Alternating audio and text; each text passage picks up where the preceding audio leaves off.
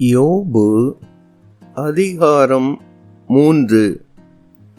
அதற்கு பின்பு யோபு தன் வாயை திறந்து தான் பிறந்த நாளை சபித்து வசனித்துச் சொன்னது என்னவென்றால், நான் பிறந்த நாளும் ஒரு ஆண் பிள்ளை உற்பத்தியாயிற்றென்று சொல்லப்பட்ட ராத்திரியும் அழிவதாக. அந்த நாள் அந்தகாரப்படுவதாக. தேவன் உயரத்திலிருந்து அதை விசாரியாமலும் ஒளி அதின் மேல் பிரகாசியாமலும் அந்தகாரமும் மரண இருளும் அதை கரைப்படுத்தி மப்பு அதை மூடி மந்தார நாளின் பயங்கரங்கள் அதை அருக்களிப்பாக்குவதாக. அந்த ராத்திரியை அந்தகாரம் பிடிப்பதாக. வருஷத்தின் நாட்களில் அது சந்தோஷப்படுகிற நாளாயிராமலும் மாதங்களின் கணக்கிலே அது வராமலும் போவதாக. அந்த ராத்திரி தனிமையாயிருப்பதாக. அதிலே கெம்பீர சத்தம் இல்லாமற் போவதாக. நாளை சபிக்கிறவர்களும் லிவியாத்தானை எழும்ப பண்ணத்தக்கவர்களும் அதை சபிப்பார்களாக. அதன் அஸ்தமன காலத்தில் தோன்றிய நட்சத்திரங்கள் இருண்டு அது எதிர்பார்த்திருந்த வெளிச்சம் உண்டாகாமலும் விடியற்காலத்து வெளுப்பை அது காணாமலும் இருப்பதாக. நான் இருந்த கற்பத்தின் வாசலை அது அடைக்காமலும் என் கண்கள் காண்கிற வருத்தத்தை மறைத்து விடாமலும் இருந்ததே. நான் கற்பத்தில் தானே அழியாமலும் கற்பத்திலிருந்து புறப்படுகிற போதே சாகாமலும் போனதென்ன? என்னை ஏந்திக் கொள்ள மடியும் நான் பால் உண்ண ஸ்தனங்களும் உண்டாயிருந்ததென்ன?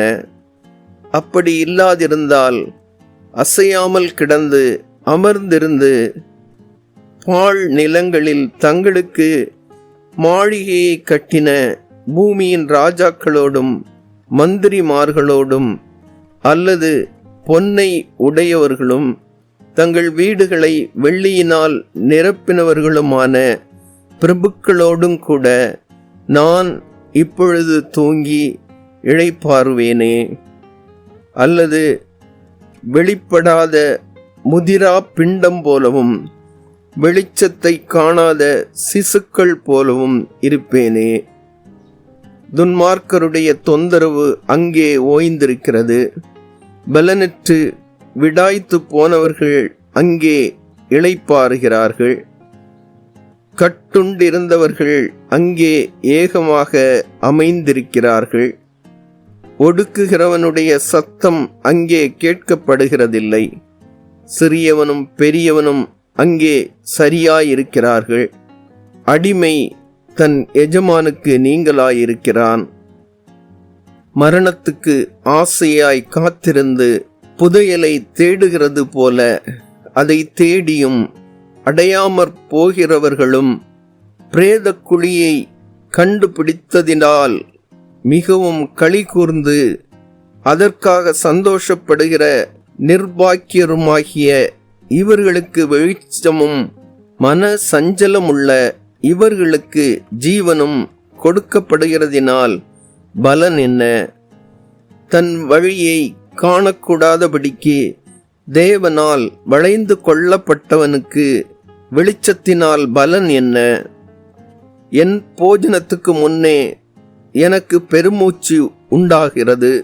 என் கதறுதல் வெள்ளம் போல் புரண்டு போகிறது. நான் பயந்த காரியம் எனக்கு நேரிட்டது. நான் அஞ்சினது எனக்கு வந்தது. எனக்கு சுகமும் இல்லை, இளைப்பாறுதலும் இல்லை, அமைதலும் இல்லை. எனக்கு தத்தளிப்பே நேரிட்டது.